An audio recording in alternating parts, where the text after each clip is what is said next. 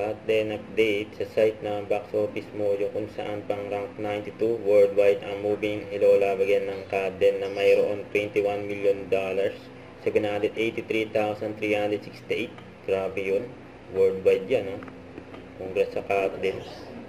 Ito yung sinagot kung bakit wala si Catherine sa black screening. Babay na daw si Catherine. Naghahanap ko siya ng joy kasi hindi kasama si Joy. Joy kasama niya daw. Sabi ni Alden, papahinga daw si Catherine. Dahil third week ng Hello Love Again, and meron pang 200 cinemas nationwide ang Hello Love Again. Hello Love Again? Now in its third week.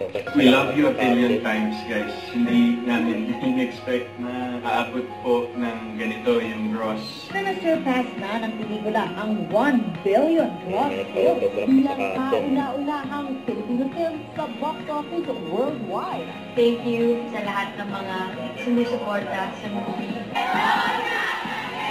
Ibang bansa yan.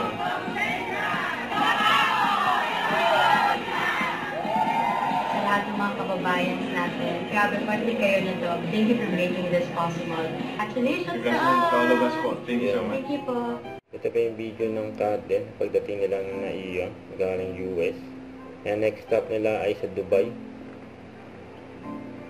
Pamaway pa nga yung pants nila.